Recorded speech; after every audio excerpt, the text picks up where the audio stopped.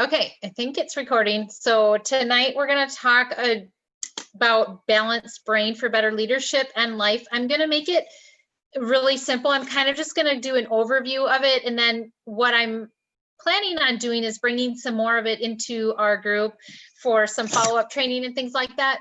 But this is really just like the tip of it. Just to kind of get you started about thinking about it. I was doing some reading for something else and I stumbled across this.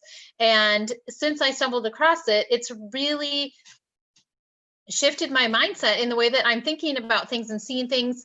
And I'll kind of explain that a little bit. So it's just really meant to be something to get your wheels turning and just kind of shift some things. And then that's where the growth and the learning for what we're going to be talking about tonight will start happening. So like always, I want to try to keep this to 20 minutes, but it's just going to be, like I said, an overview of things and stuff, and we'll talk more about this in the future. The thing that I stumbled upon was talking about the left and the right brain, and the left brain is more like the conscious brain. So that's our conscious thoughts, the things that we're thinking about.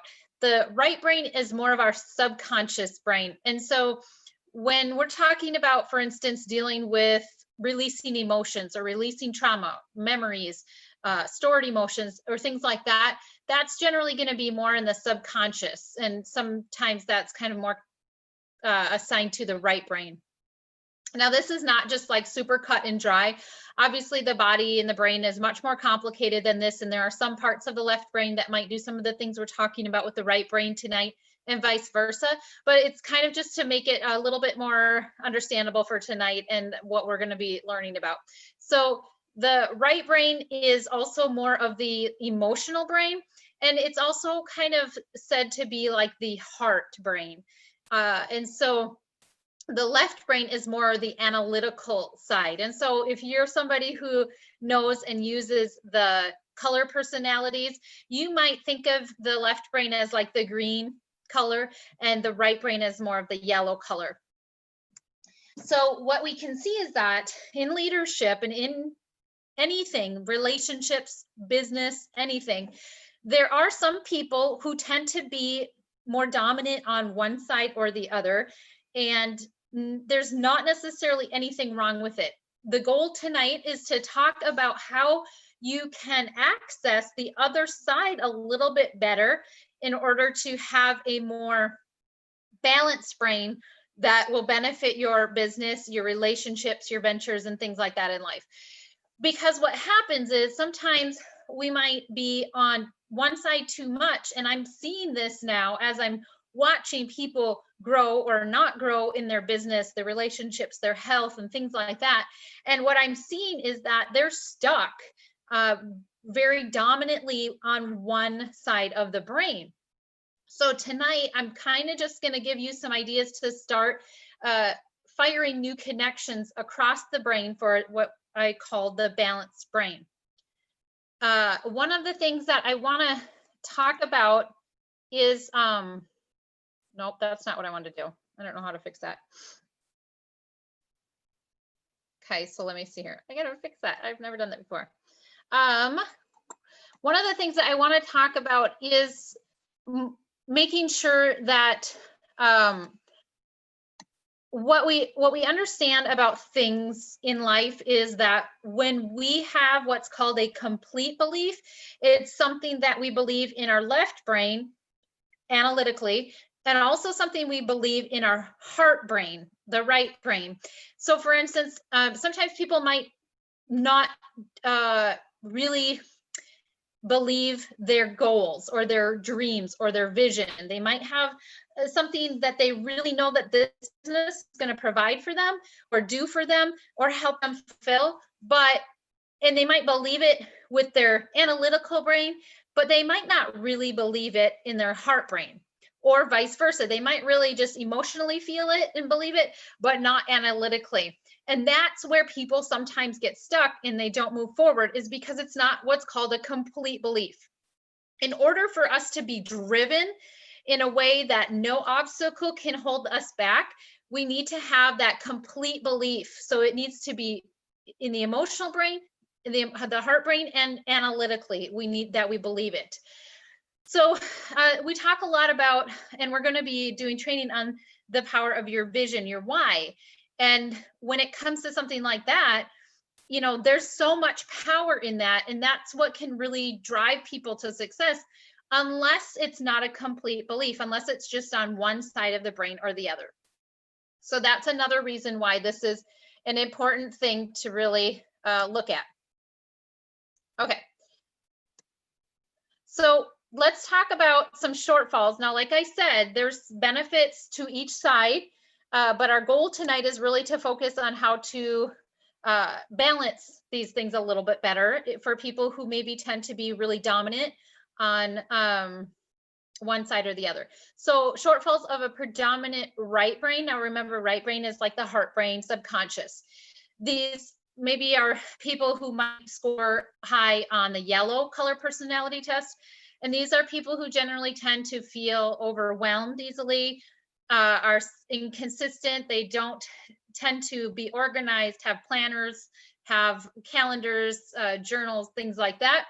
And a lot of times, predominant right brain people will make decisions with feelings instead of facts.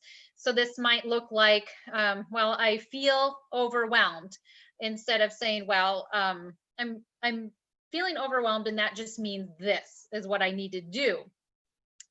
And so that might also look like something like, I feel like if I do this, people are going to think or do this in response. So this is just kind of some of the shortfalls of maybe staying on that right brain and what might keep people back.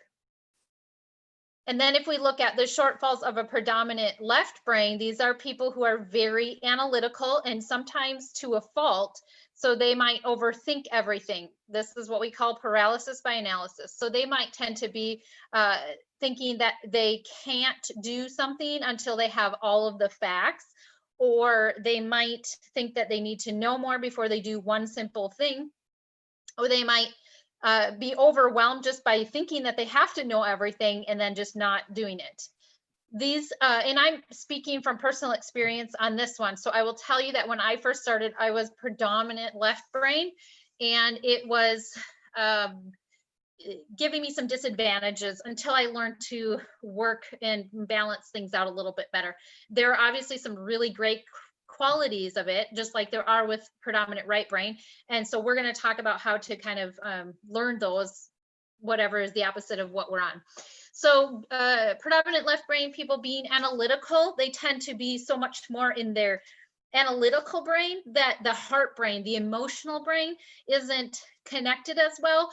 And so that might make it harder to really connect with people on an emotional level. And in this business, it's very important to connect with people on an emotional level. So we'll see people who are predominant left brain and their teams or members or prospects are a bit disconnected, and they're feeling like, oh, I'm not getting a lot of interaction or this. And so that's part of that reason for that. And predominant left brain people being analytical, just because of the fact that people are inspired, that inspiration is an emotional thing, and having a little bit less of emotional responses and approach to things, predominant left brain people are less likely to inspire others. Again, like I said, there's great qualities of each of them, and we're going to talk about those so that we can balance those out. So whole brain leadership is what we're going to be talking about, and this is developing both sides. And obviously it'll still be beautiful and unique to have one side maybe more than the other, but just making sure that it's just not so predominant that the other side isn't activated, where we can't connect with people in that way. So it's just developing both sides by creating experiences on the deficient side. So what we're going to do is people who are predominantly left brain are going to learn from people who are predominantly right brain, and people who are predominantly right brain are going to learn from people who are predominantly left brain. And we're going to talk about how to do that.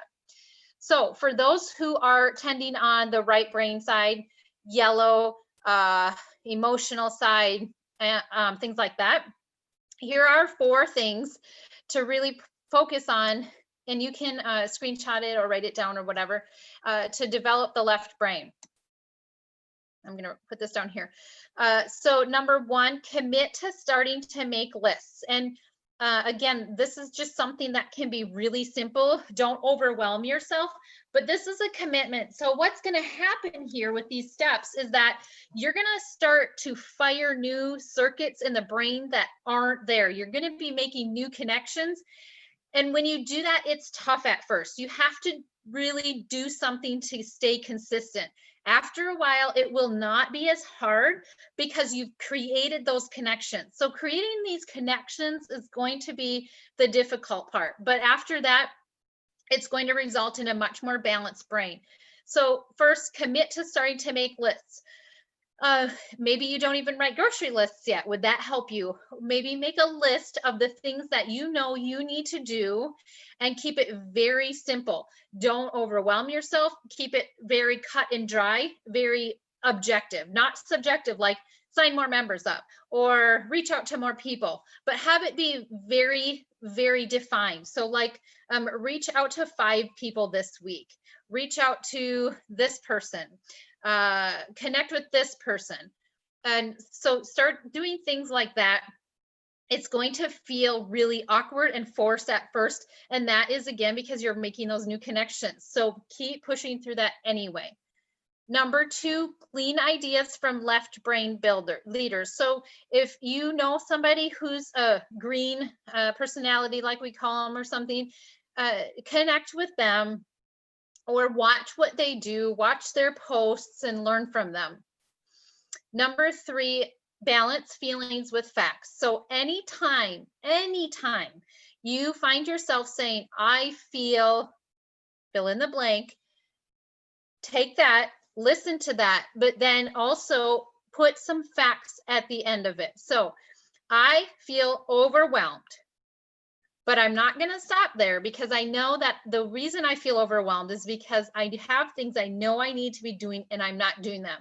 So then let's go back to number 1 and make a list. Number 4, don't shoot the messenger. I know this is a hard one for right brain people. To have a dedicated and clean workspace. It doesn't have to be super fancy and organized. Just a little corner spot, desk spot, something that you can have that's a dedicated, clean workspace for you to help you feel productive and intentional with your time. Developing the right brain. So for those who are more analytical, that we want to learn from about those things, but too much on that side maybe, let's talk about developing the right brain, the emotional brain. Number 1, spend time with right brain leaders. And I'm going to tell you, for me, this was the biggest thing. Dawn is my right brain leader, and spending so much time with her and running things through her, like when I would have a situation with a member or something, and she would help me with a response, or whether the response was outward to them or just inward for myself. Having that, person to be able to run things through really helped me develop that. And so if you don't have anybody like that, you can reach out and maybe we can connect you with somebody.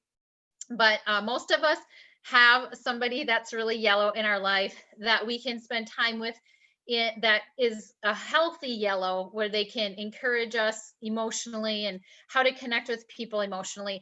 And sometimes just watching their interactions. I remember, and I still do this, I have a few friends who are just so good with that side of their brain that I will act like Sherlock Holmes and looking at their comments and interactions with people, and I will go and I will read their comments and watch how they handled the situation, or how they responded to somebody, or what they posted that was just so loving and kind, and just learning how to kind of navigate that, which was so foreign to me when I first started. So there's a lot you can learn from them. Number 2, stop overthinking in its tracks. If you are a predominant green, left brain, whatever you call it, when you start overthinking, being able to identify that and say, that's not helping, that's not productive, that will go really far in just identifying it and stopping it. Number 3, devote more time to listening to members. When you're listening to members, and this means asking questions. So predominant left brains tend to have all the answers and have all the information and give all of the words and fill the conversation. Asking questions, learning to ask questions, which sometimes is a learned skill, learning to ask questions. And just as a reminder, if that's something you struggle with, like I did, people like to talk about themselves. So you're not prying, you're not, being too personal. People like that. Asking them questions like, how did you handle that? How have you been feeling about that? Are you doing okay? What did you think of that? And just starting to really spend more time asking questions and learning to listen to people. And then doing things without having it all planned or scheduled or thought out or something like that is really good for developing the right brain. This is kind of where we get into that blue color personality where you're like, I'm just going to do it. And I was very predominantly left brain, green, very high percentage green when I first started. And now I'll just schedule a class like I did this. I scheduled this 11 days ago, 12 days ago. I set it up and I finished this PowerPoint 2 days ago. It works. And so not having to have it like before, I'd be like, I have to finish that PowerPoint, and then I never would, and then I'd never schedule it because I never finished it. I didn't have a deadline. So sometimes it can actually help, especially predominant left brains too, well, and right brains too, to just plan something, have it scheduled, and have that deadline holding you to it. So let's see how we're doing on time. Excellent. That's 20 minutes. So this just says a balanced brain leader leads with both logic and love. So whichever one you feel like needs to go is the one that I just want to encourage you guys to work on. And with that, I'm actually going to stop the recording.